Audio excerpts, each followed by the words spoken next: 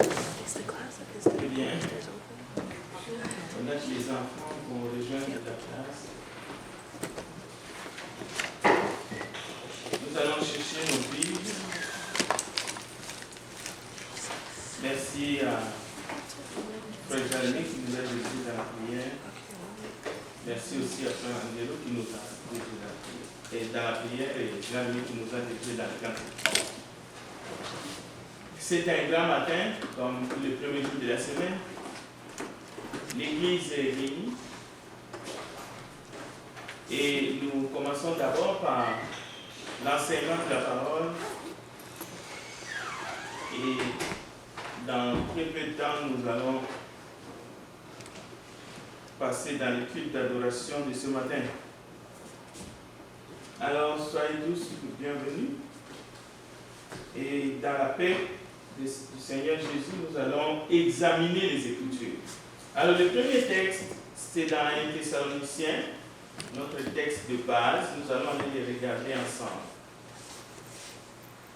1 Thessaloniciens, chapitre 5.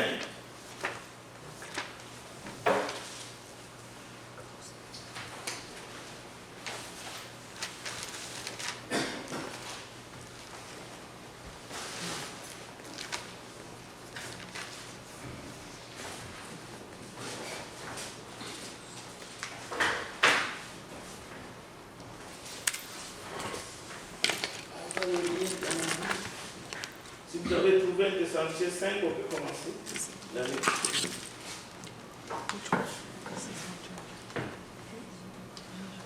Quel verset? On va commencer à partir du premier verset. Pour ce qui est des temps et des moments, vous n'avez pas besoin, frères, qu'on vous en écrive, car vous savez bien vous-même que le jour du Seigneur viendra comme un voleur dans la nuit, dans les zones qui vont faire des sûretés, alors une ruine soudaine les surprendra comme les douleurs de l'enfantement surprennent la femme enceinte, et ils n'échapperont point. Mais vous, frères, vous n'êtes pas dans les ténèbres pour que ce jour vous surprenne comme un voleur. Vous êtes tous des enfants de la lumière et des enfants du jour. Nous ne sommes point de la nuit, ni des ténèbres. Ne dormons donc point comme les autres, mais veillons et soyons sobres. Car ceux qui dorment, dorment la nuit, et ceux qui s'enivrent, s'enivrent la nuit. Mais nous qui sommes du jour, soyons sobres, ayant revêtu la cuirasse de la foi et de la charité, et ayant pour casque l'espérance du salut. Car Dieu ne nous a pas destinés à la colère, mais à l'acquisition du salut par notre Seigneur Jésus-Christ, qui est mort pour nous, afin que soit que nous veillons, soit que nous dormions, nous vivions ensemble avec lui. C'est pourquoi exhortez-vous réciproquement et édifiez-vous les uns les autres, comme en réalité vous le faites. Nous vous prions, frères, d'avoir de la considération pour ceux qui travaillent parmi vous, qui vous dirigent dans le Seigneur et qui vous exhortent. Ayez pour eux beaucoup d'affection à cause de leurs œuvres. Soyez en paix entre vous. Nous vous en prions aussi, frères, avertissez ceux qui vivent dans le désordre. Consolez ceux qui sont abattus. Supportez les faibles. Usez de patience envers tous. Prenez garde que personne ne rende à autrui le mal pour le mal, mais poursuivez toujours le bien, soit entre vous, soit envers tous. Priez sans cesse, rendez grâce en toutes choses, car c'est à votre égard la volonté de Dieu en Jésus-Christ. N'éteignez pas l'esprit, ne méprisez pas les prophéties, mais examinez toutes choses, retenez ce qui est bon. Abstenez-vous de toute espèce de mal. Que le Dieu le Père vous sanctifie lui-même tout entier et que tout votre être, l'esprit, l'âme et le corps soient conservés irrépréhensibles lors de l'avènement de notre Seigneur Jésus-Christ. C'est lui qui vous a appelé, est fidèle et c'est lui qui le fera. Frères, priez pour nous. Saluez tous les frères par un saint baiser. Je vous en conjure, par le Seigneur, que cette lettre soit lue à tous les frères. Que la grâce de notre Seigneur Jésus-Christ soit avec vous. Amen. Amen. Voilà, ça c'est notre texte. En tout cas, de ce matin. 1 Thessaloniciens chapitre 5, il y a beaucoup d'exhortations, il y a beaucoup de messages adressés aux saints dans cette écriture. 1 Thessaloniciens chapitre 5, verset 1 à 28. D'abord, il est question des temps, des moments. L'apôtre dit que vous n'avez même pas besoin de faire comme vous en écrire. C'est-à-dire, vous n'avez même pas besoin que je vous en parle. Mais ces messages nous montrent comme qu'il y a une séparation parce qu'il est question. Vous êtes tous des enfants des lumières et des enfants du jour. Nous ne sommes point de la nuit ni des ténèbres. Il y a ceux qui dorment, il y a ceux qui sont éveillés. Il y a ceux qui s'enivrent la nuit et ceux qui sont sobres. Et on peut continuer comme ça. Par exemple, Dieu ne nous a pas destinés à la colère, mais il y a une colère de Dieu qui va s'abattre sur les enfants de la rébellion.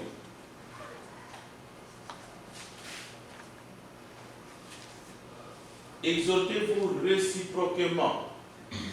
Bon, notez ici au verset 11 aussi, il est question de l'édification. Édifiez-vous, nous allons voir ce que signifie édifier.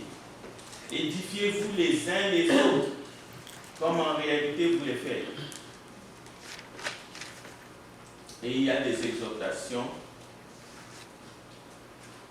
de la considération qu'il faut avoir envers tous ceux qui vous exhortent. Nous vous prions, frères, d'avertir ceux qui vivent dans les désordres. Il faut consoler ceux qui sont abattus, mais aussi il faut supporter et faire. Il faut user de patience envers tous. C'est le verset 15. Et on continue. Prenez garde que personne ne rende à autrui le mal pour le mal.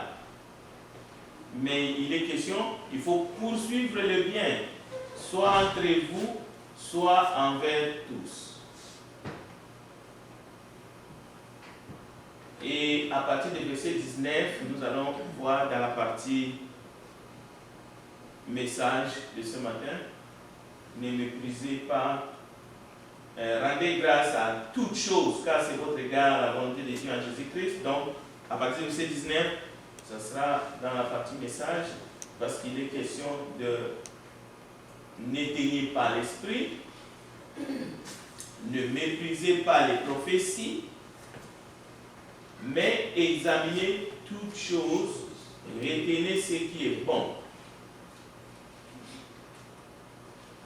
Abstenez-vous de toute espèce de mal,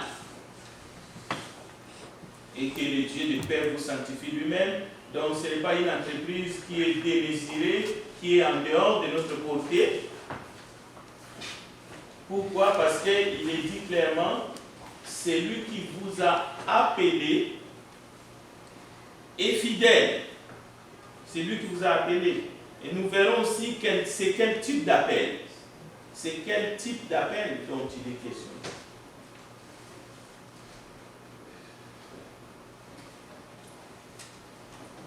Est-ce que c'est un appel individuel ou bien c'est un appel collectif?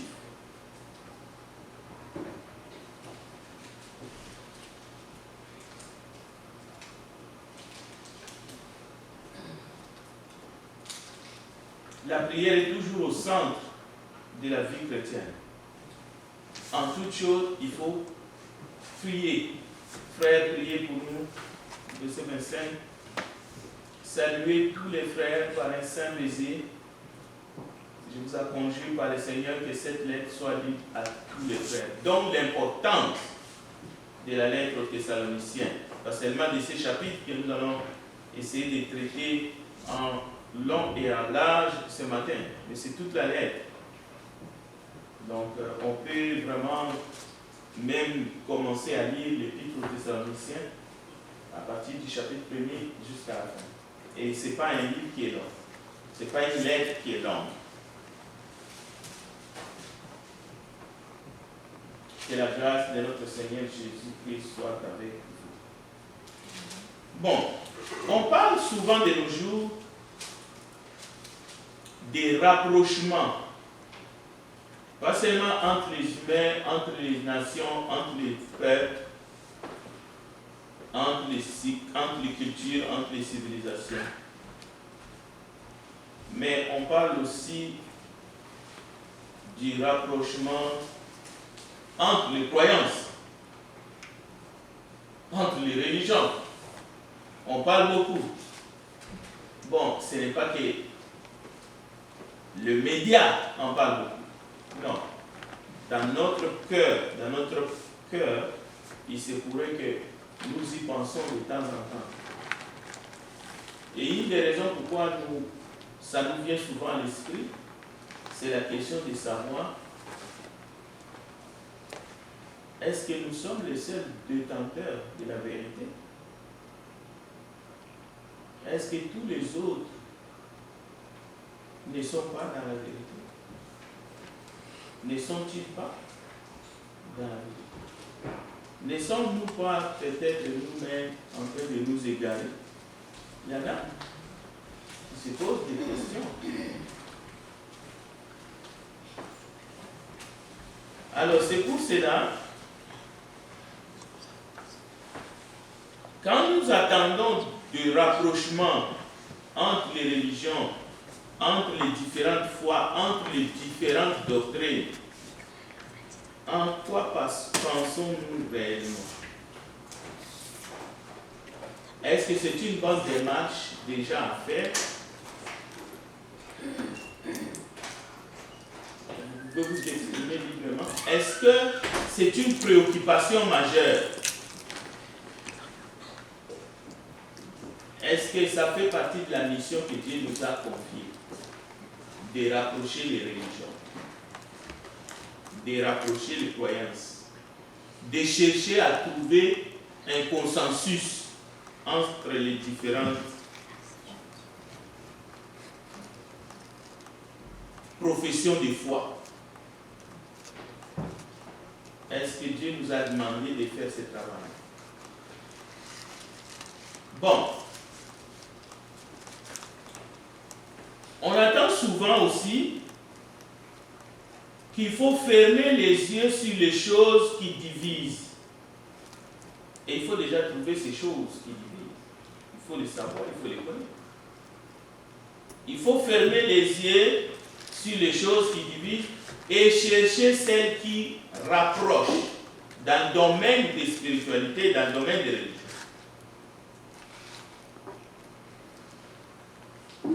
C'est un principe sacro-saint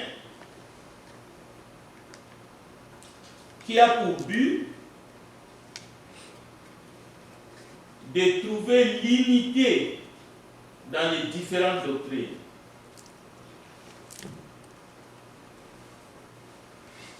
Cela veut dire tout ce qui est différent dans les doctrines dans ce monde doit être caractérisé comme étant secondaire, c'est-à-dire pas d'importance. Ce que vous faites de différent dans votre culte, dans votre religion, dans votre croyance, doit être classé dans le domaine de ce qui est secondaire. Mais ce qu'on fait aille partout la même chose. Voilà l'essentiel. C'est ça que ça veut dire que fermons les yeux sur ce qui nous divise, mais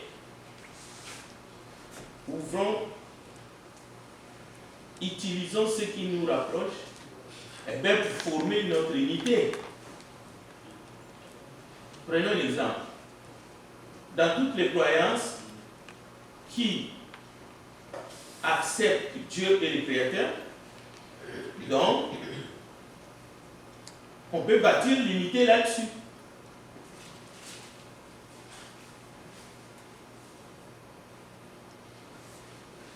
En d'autres termes, toutes les religions, indépendamment de leur nom, sont pareilles.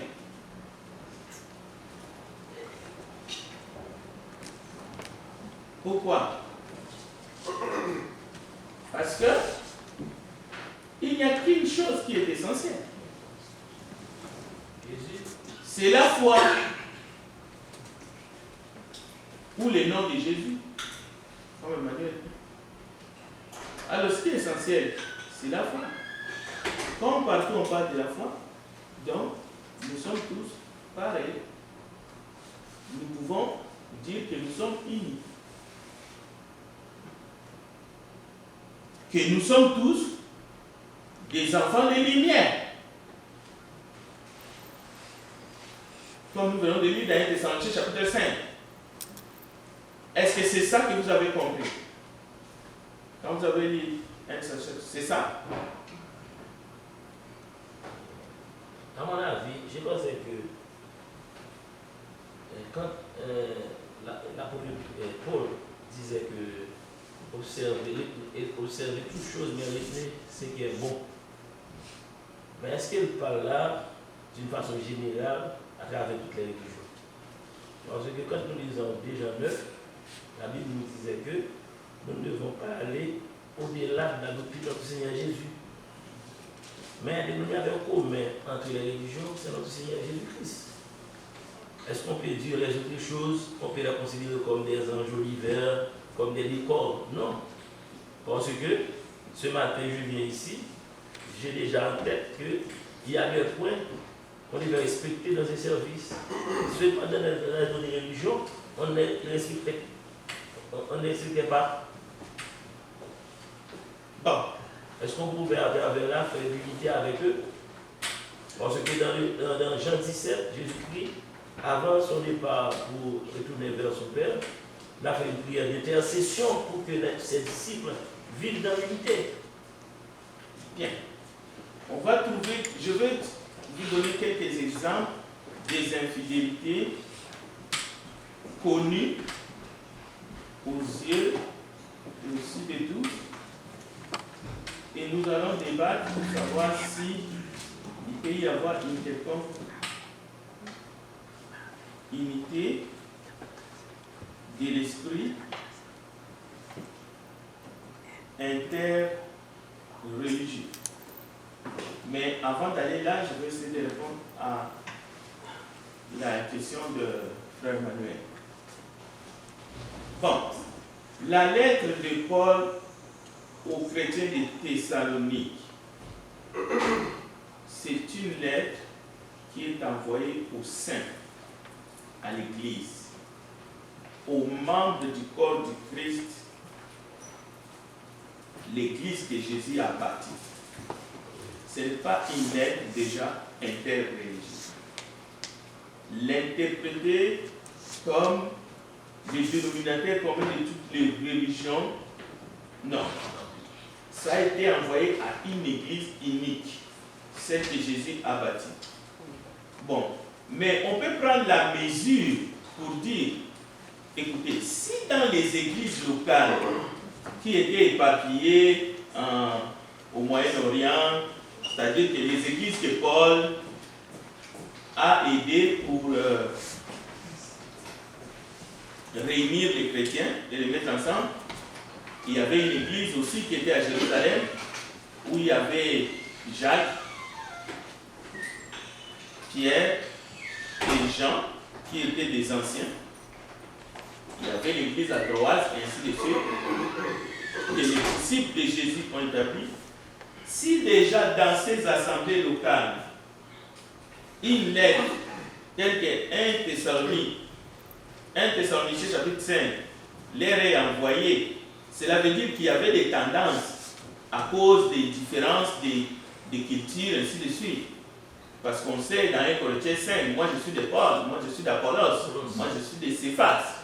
Alors si une lettre qui appelle à l'unité de la doctrine, ça c'est l'unité qui est basée sur les Écritures, sur l'obéissance pas d'une partie des Écritures, mais si c'est une obéissance complète,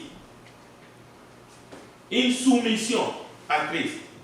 Si déjà à l'interne, il y a une lettre aussi directe, aussi claire, comme nous venons de lire aujourd'hui, d'ailleurs, merci pour la lecture ce matin. Nous ne pouvons même pas imaginer une unité interreligieuse, d'où la prière de Jésus dans Jean 17. Jésus prie pour le monde et pour les siens. Donc on voit son état d'esprit.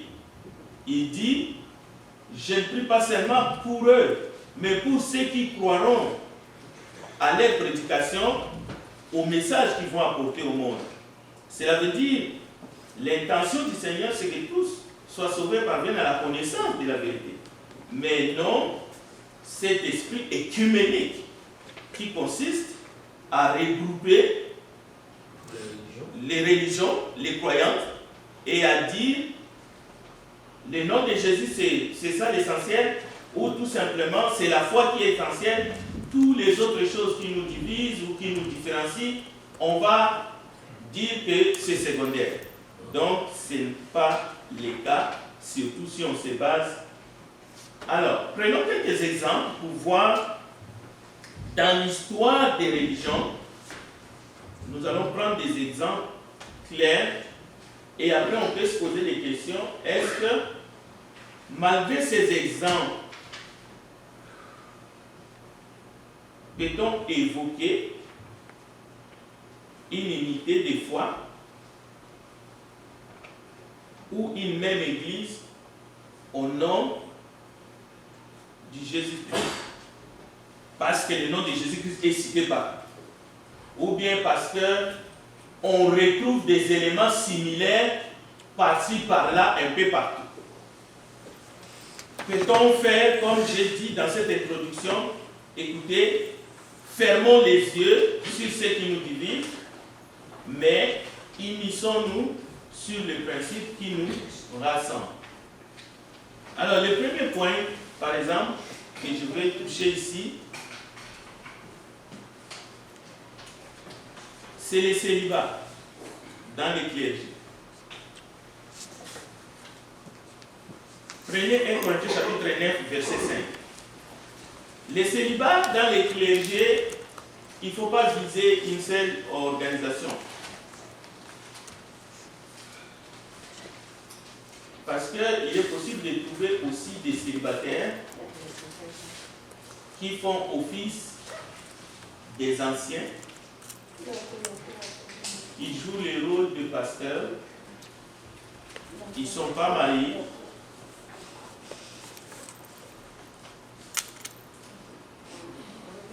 dans d'autres organismes religieux. 1 Corinthiens chapitre 9, verset 5, quelqu'un d'autre nous cherche Matthieu 8, verset 14. Lisons d'abord 1 Corinthiens 9, 5. Et quelqu'un d'autre nous cherche Matthieu 8, 14. N'avons-nous pas le droit de mener avec nous une sœur qui soit notre femme, comme font les autres apôtres et les frères du Seigneur et Céphas? Merci. Ah, vous avez entendu, ça c'est la parole inspirée. C'est n'avons-nous pas les droits? La réponse oui, nous avons les droits. Cela veut dire que la personne qui parle, il n'y a pas eu une interdiction, une loi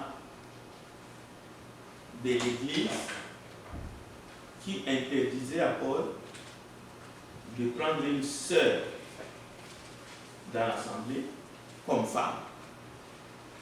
Donc, il ne faut pas... Lisons d'abord le texte, après je prendrai les questions après. Allons-y dans Matthieu 8, 14. Jésus se rendit ensuite à la maison de Pierre, dont il vit la belle-mère couchée et ayant la fièvre. Voilà. Pierre, c'est lui que ailleurs on considère comme étant le premier apôtre et même le premier pape, était marié. C'est dans les Écritures. Maintenant, dans une organisation qui ne tient pas compte de l'Écriture, qui dit que ceux qui aspirent à la charge d'anciens, comme étant de pasteurs, qui sont chargés de paître les troupeaux, il faut qu'ils soient mariés d'une seule femme. Est-ce qu'on peut surpasser cette écriture et faire l'unité avec ces gens qui enseignent des doctrines étrangères comme ça? Oui, tu voulais poser une question, Emmanuel? Vas-y. Non, c'est pas ça. Ah, ce n'était pas une question. D'accord. Est-ce que pensez-vous qu'une telle vérité, là où on prône les célibats des clergés, ou là où on se fie complètement des ordonnances de l'apôtre du Seigneur Paul concernant les bergers, il faut qu'ils soient mariés d'une femme. Et on trouve des gens célibataires en décès, mais qui jouent, qui se mettent au service où la Bible déclare dans 1 Timothée 3 et titre 1 de manière claire, il faut être marié d'une seule femme. Est-ce que peut-on prétendre imiter quelqu'un au nom de la foi ou au nom du nom de Jésus? Parce que le nom de Jésus, ça c'est un exemple. Mais on va prendre 2 ou 3 parce que sinon ça sera fait. Deuxième, l'infaillibilité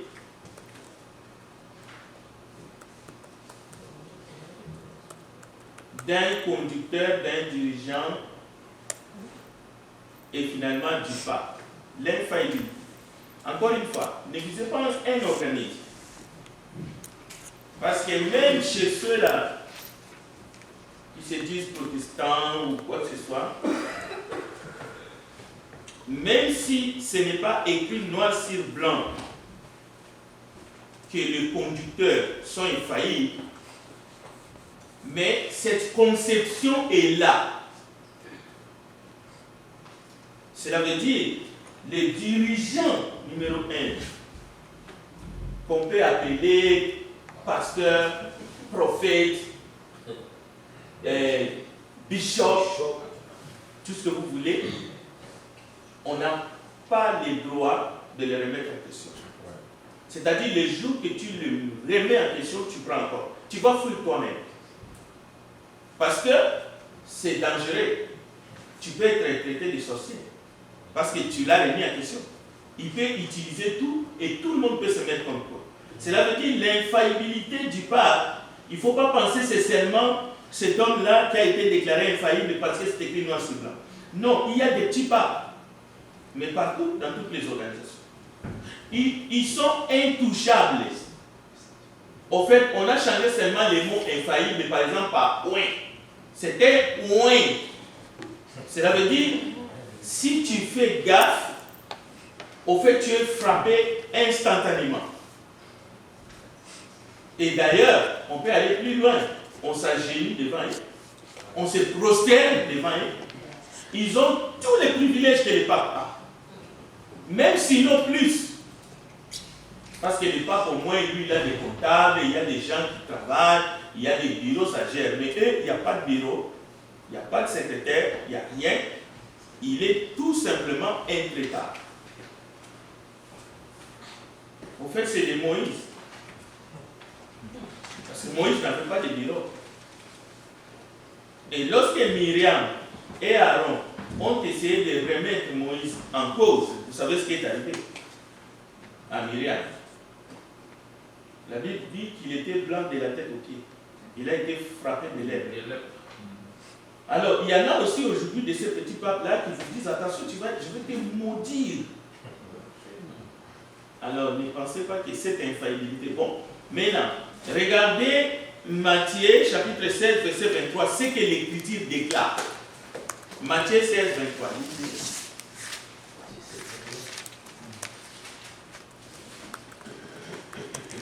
Mais Jésus se retournant dit à Pierre, arrière de moi Satan, tu mets en scandale, car tes pensées ne sont pas les pensées de Dieu, mais celles des hommes. Voilà. Regardez Pierre, comment est-ce qu'il a dit quelque chose, mais qui a été remis en question. Et nous venons de lire notre texte central, 1 Thessaloniciens, qui est affiché, examiner toutes choses. L'Écriture ne dit pas examiner seulement ce que les uns disent et pas ce qui est en train d'être dit maintenant. Non. Examiner toutes choses. C'est-à-dire de qui que ce soit. Quel que soit son titre. Je peux examiner tout à fait une décision qui est prise par notre Premier ministre, Trudeau. Mais à la lumière de la parole de Dieu, ce n'est pas un péché. Ce n'est pas un jugement. Personne ne peut me dire, tu n'as pas les droits. De quel droit? J'ai le droit. 1 Thessaloniciens chapitre 5 les déclare solennellement.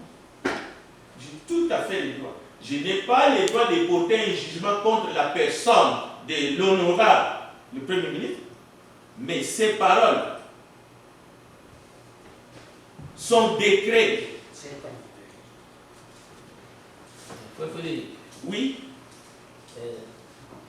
Selon un petit territoire, Oui. par exemple, le premier point que vous parlez concernant le célibat. Est-ce qu'un homme qui n'est pas marié pour exiger une assemblée locale? Parce que les qualités requises, parmi ces qualités, on dit que cette personne doit avoir une seule femme. Pour une personne qui n'est pas mariée, est-ce qu'elle peut jouer ce rôle? Non. Il ne peut pas. Une personne qui n'est pas mariée, il ne peut pas être ancien, il ne peut pas être berger. Mais dans le cas de Paul, Paul n'était pas berger. Paul était apôtre évangéliste. ah ok, je comprends. Ouais. Alors cette personne, L'ancien- quel rôle il pouvait jouer dans ce cas dans l'église? Paul n'a jamais été berger, Paul n'a jamais été ancien. Donc, Paul n'est pas. je vous demande, dans ce cas, une personne qui est célibataire, ou bien une personne, comment je pourrais dire ça, c'est eunuque. Quel rôle il pourrait jouer dans l'église, dans ce cas? Beaucoup. Paul a joué beaucoup de rôles. Parce que lui, il avait ce dons-là. Paul a joué beaucoup de rôles. Il était apôtre. Il était évangéliste. Évangéliste, pas dans le sens de diriger une assemblée. Non. Il n'était pas ancien. Parce que ce sont les anciens qui dirigent une assemblée. C'est-à-dire qu'il pouvait passer dans plusieurs assemblées. Il pouvait être dans une assemblée comme celui qui s'occupe de l'évangélisation. Mais Alors, cette il y personne pouvait a... aller dehors prêcher l'évangile. Non, ça ne signifie pas aller dehors. Oui, aller dehors prêcher l'évangile, c'est tout le monde. Tous ceux qui ont les dons de témoigner, ils peuvent aller dehors, y compris les femmes. Mais par contre, on peut être dans une assemblée locale, on peut commencer même une assemblée locale, et puis ça commence à grandir. Mais votre rôle, n'est pas le dirigeant principal dans le sens que vous prenez toutes les décisions seul. Non. Mais vous êtes là comme celui qui annonce l'évangile, qui est en train d'édifier l'assemblée, et à un moment donné, on va établir les bergers, qui sont des anciens, et il faut respecter Marie d'une seule femme. Oui. Je pense que prendre les deux extrémités, c'est toujours, dans toutes les choses, c'est toujours mauvais. Un enseignement d'une extrémité ou d'un autre enseignement de l'autre extrémité, c'est toujours du pareil au même. Parce qu'à la fin, on va se retrouver dans des situations où c'est ce qui est parfait ou c'est ce qui est imparfait.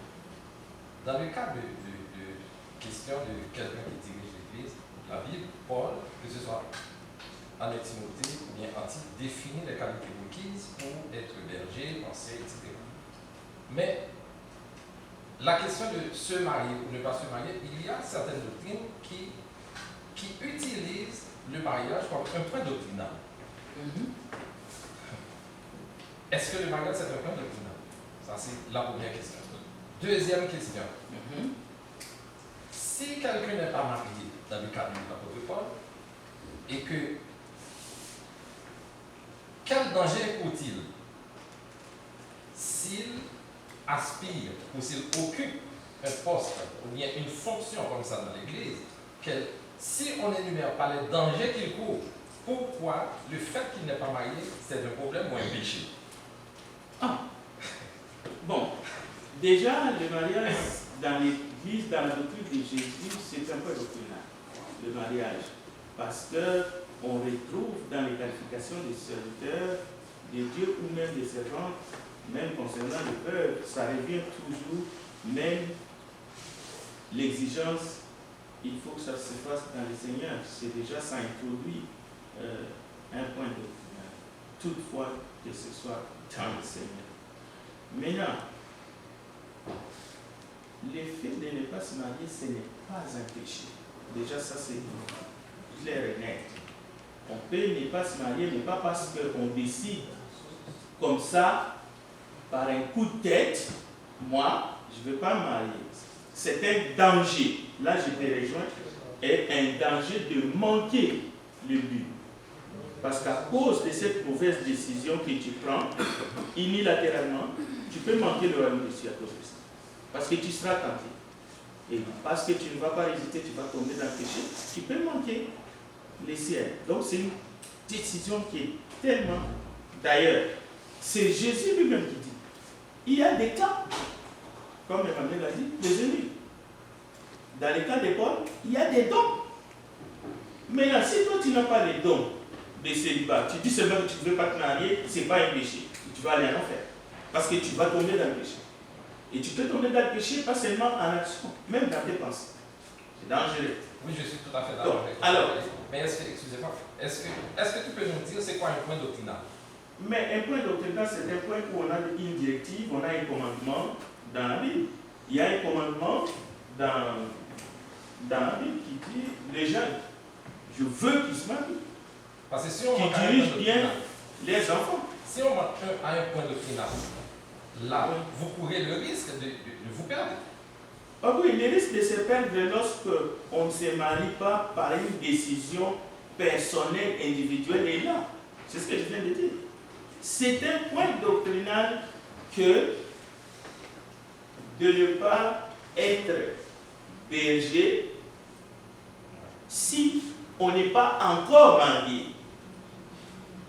Et même si on a les dons de célibat, comme le cas de Paul, Paul n'a pas été ancien. Et cette doctrine-là, c'est seulement pour les anciens. Ce n'est pas une doctrine qu'il faut dire, oh, quelqu'un qui n'est pas marié n'est pas apte de servir Dieu ou d'être un collaborateur dans l'évangélisation, d'être... Non. C'est vraiment spécifié, 1 Timothée chapitre 3, titre 1, je t'ai laissé en Crète pour établir des anciens dans chaque ville. Et il faut que ce soit marié d'une seule femme. Mais maintenant, dans l'Église, qui est la colonne et la poutre de la vérité, ce n'est pas seulement les anciens qui sont des serviteurs. Il y a toutes sortes de postes, disons, il y a toutes sortes de services.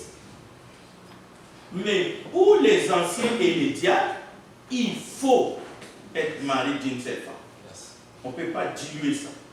Maintenant, tu peux être évangéliste, tu peux être, je ne sais pas, enseignant, ainsi de suite.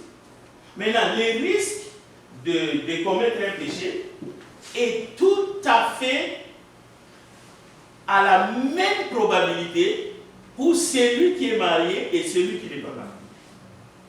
Celui qui est marié ne doit pas se vanter en disant parce que je suis marié, donc la probabilité que moi je tombe dans le péché de l'impudicité ou de l'adultère est moindre. C'est faux. Totalement faux.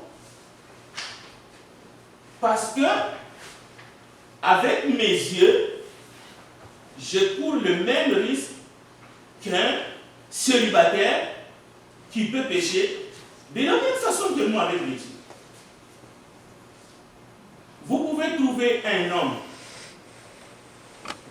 qui est marié, impudique, plus qu'un frère, qui est célibataire. Adultère au bout. La même chose, on peut bien trouver un frère qui est célibataire, qui sert dans l'église, mais avec crainte de Dieu et dans la sainteté. Donc c'est un peu ça. Alors, la liste est longue ici, mais aujourd'hui, je ne peux pas aller vite.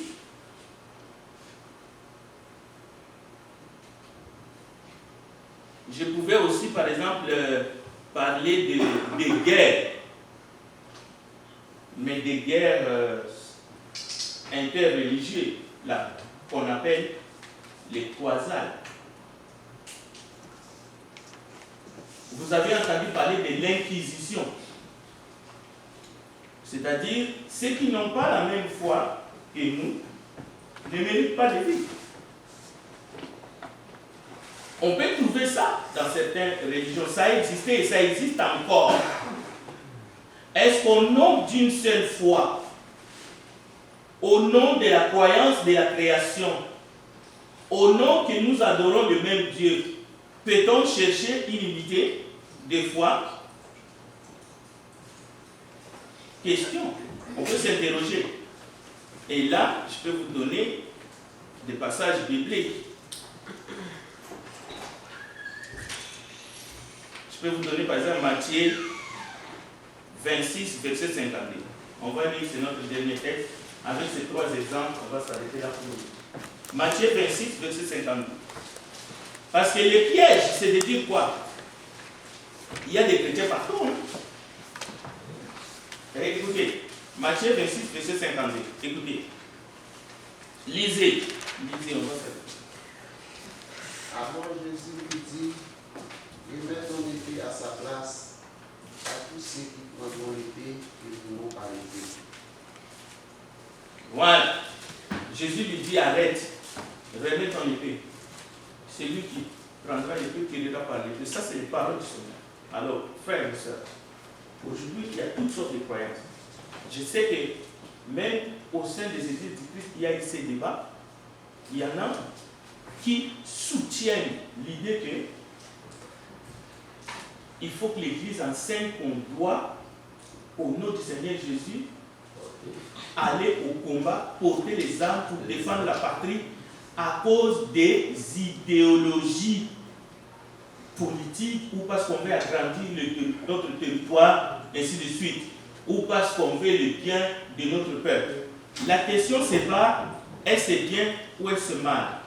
La question, c'est peut-on, avec les reproches que le Seigneur Jésus fait à Pierre, comme d'ailleurs Paul aussi a reproché Pierre vivement, on connaît, à cause de sa conduite qui n'était pas correcte à un certain moment.